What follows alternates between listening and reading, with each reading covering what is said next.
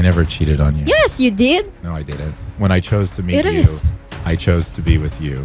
And then I po, chose to have a life with you. And then when I found out- nag-cheat din po siya sa kaibigan ko. Why did you enter into a relationship with that man? Because I saw him that he loves me, not like John. Mas matimbang ba si Fitz sa buhay mo kaysa kay John? I would like a DNA test to be performed so to know for sure if that's my daughter or not. Miss Reynalyn, we will schedule the DNA Yes. testing para kay Jonathan and kay Baby, no? Para malaman na din po natin kung paano kayo matutulungan nila.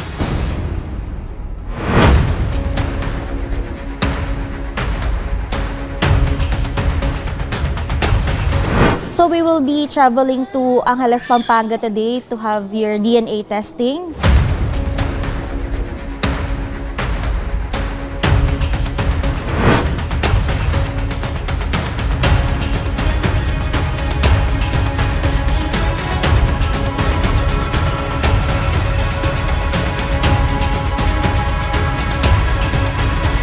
We do assist with legal court admissible paternity test.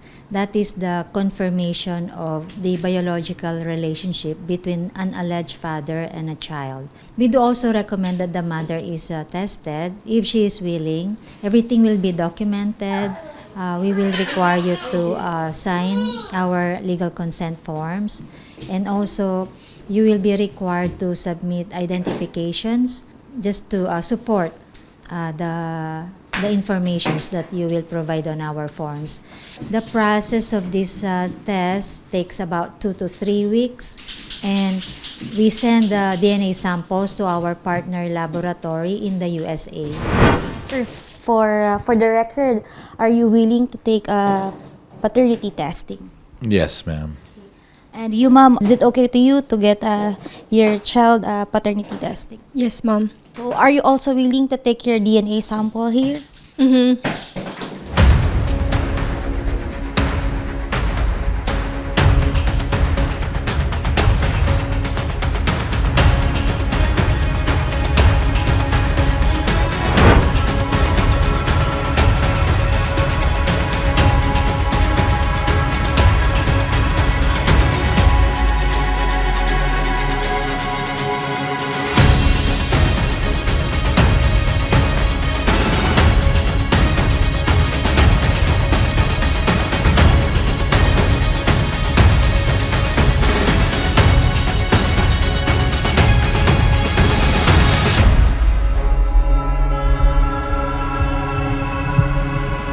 Sir Jonathan, ECDNA advised us that the result will come out after 2 to 3 weeks. And we have to wait for that. So what are your plans after this DNA testing? I plan to visit Boracay because I have never visited Boracay yet, and I've always wanted to see that beach. So before I leave Philippines, I would love to see Boracay with my daughter. And I don't know if Ellen will be accompanying me or not, but it's up to her. So yeah, that's my wish and desire.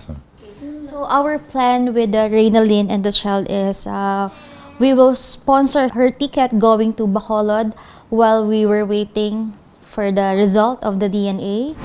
Now that if ever that after 3 weeks the result came out, what are your plans? Well, I would like to have the results from America so I can make the proper plans to whether I'm coming back to the Philippines or not to bring my daughter back to the States. So if she is indeed my daughter, then I would plan to come to the Philippines to fetch her and bring her back to the United States to start our lives there. So yeah, that would be my plan. So our agreement before is that if ever that she is your child, we will coordinate with the DSWD to ask for clearance to bring your child going to the US. Right, Ma'am Reynalyn? Yes, ma'am. Okay. So are you ready po o handa ka ba na payagan na si Sir Jonathan idala ng US ang anak mo? Yes, ma'am. Bakit nagbago ng isip mo? Mabibigyan niya po doon ng magandang buhay yung anak po namin. And ano ang plano mo? Ano ba ang magiging trabaho mo dito sa Pilipinas kung idadalhin na yung bata? Mag-a-apply pa ako ng call center. Babalik pa ako ng call center. I suppose Eliana being in the United States would be very motivating for her to come to the United States, but after everything that I've experienced with the relationship, I would definitely need a lot of time to consider that if I even want to continue that type of relationship with Ellen. So, Mom, do you still love Sir Jonathan? Yes, ma'am. You, sir, do you still love her? deep inside my heart, yeah, I think I probably do still have feelings for her, but those feelings are very hurt at this time. So it's hard for me to say that, and I understand how difficult it is for her leaving her daughter. And I would plan to bring Eliana back to the Philippines, back and forth, probably every year, so that she could see her mom, and then always video call so they can stay in touch. I want them to have the best relationship possible. So, ma'am, I thank you so much for your patience with my daughter here today, and for accommodating us. And these results are very important to our family moving forward, and for me just to know for sure that that is my daughter without a doubt.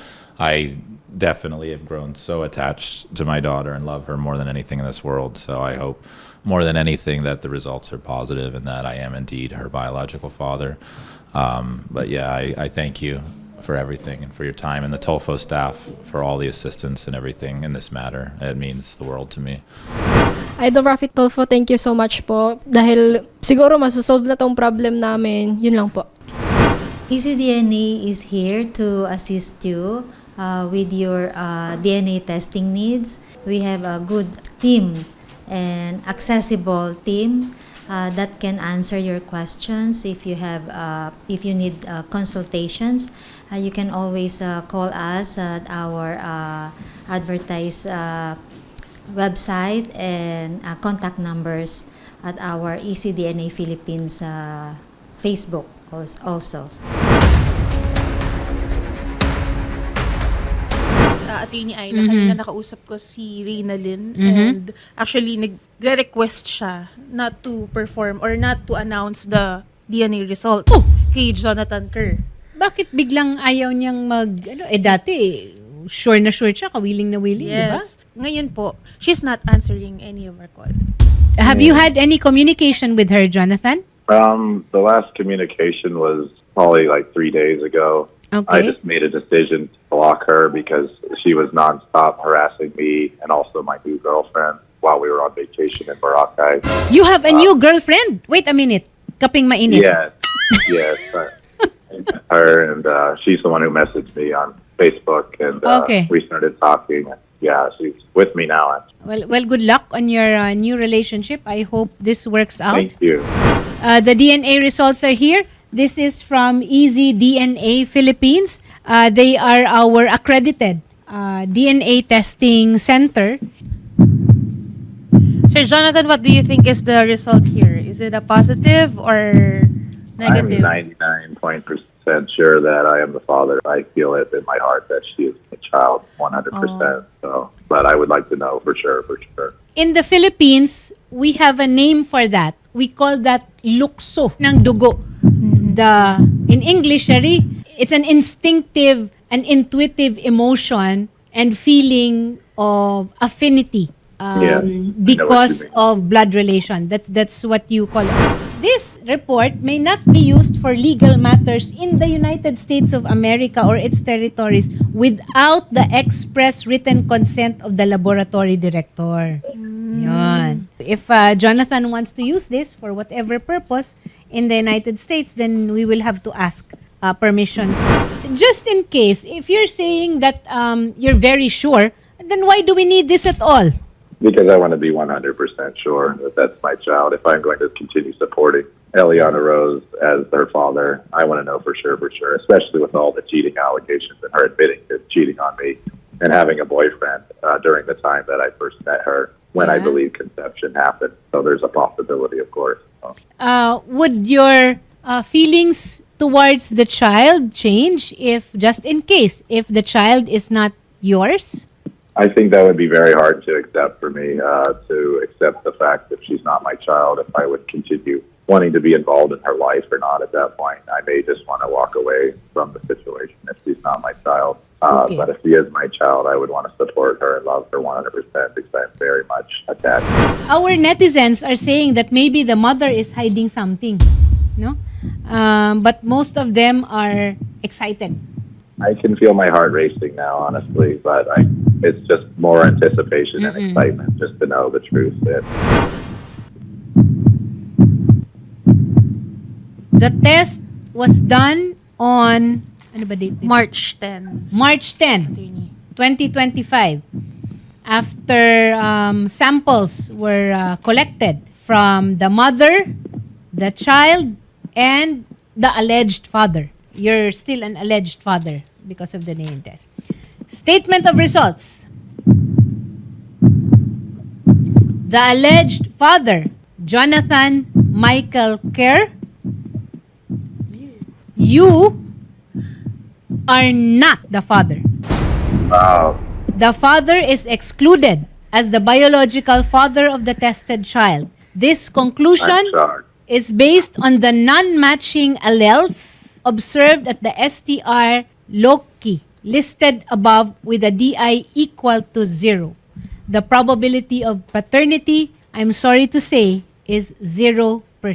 Wow, that's very shocking for me. Yeah, I thought for sure I was her dad, so it's really heartbreaking to hear that. But at the same time, I really needed to know the truth, and it's also a relief for me to know the truth.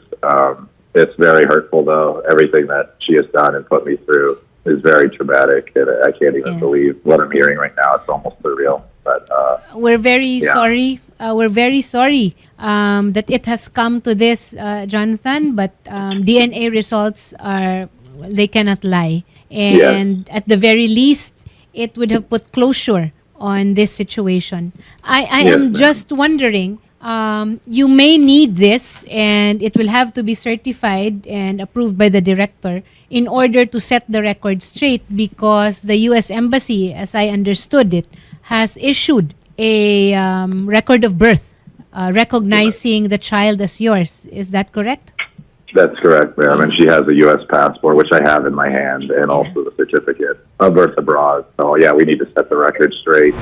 Well, I would just want to set the record straight. Obviously, I thought I was the dad 100% when I went to visit the embassy, and I felt completely led on and lied to by Ellen through this whole process. And the whole time, while I was in Boracay, I was receiving so much harassment from her. And basically, she was also harassing my girlfriend, saying so many negative and ugly things towards her, as she's fat, she's ugly, and all these horrible things that are just untrue.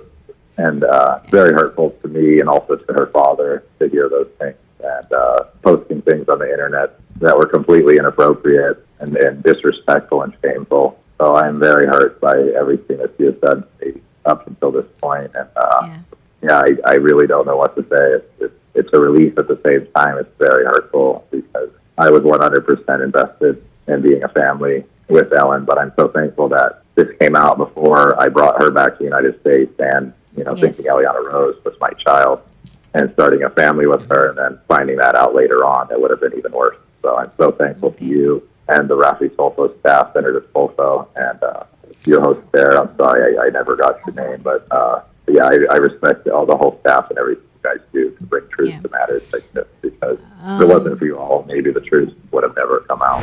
Do you intend to go after Renalyn or to claim reimbursement or whatever? I It's don't something I'll have to think about, but yes, that was a lot of money that was wasted that could have went towards my children, that could have went towards other things, that would have been definitely a priority in my life at that time, and it's very hurtful to know she was locked. Well, we're here at RAFFY TULFO in Action and Wanted sa Radyo. Again, we express regret that you had to experience this, and we hope and we trust that moving on, you are in another relationship. Hopefully, a lot of lessons have been learned here, and we Yes, wish you well. Thank you so much. Yeah, if I wanted to pursue getting my money back or things like that, or anything else I need to correct through the embassy, how would I get help with that? Would you be willing to assist in that matter? Or For the embassy, we can help you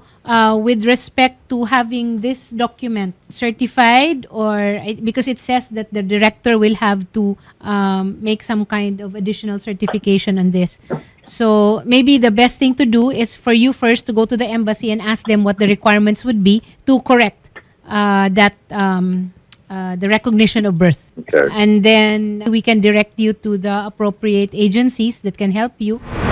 It's very sad that you had to experience this, but I can assure you that for every Renalyn in this world, there are 10, if not 100 more who are not the way she is. You know, you figure out first with the embassy because you're the only one who can make representations there on how else best to correct. And we will also give you a copy of this result, Sir Jonathan. Thank you, Sharon. Thank you very much, sir, and have a great day, sir. Okay. Also, Good luck. take care.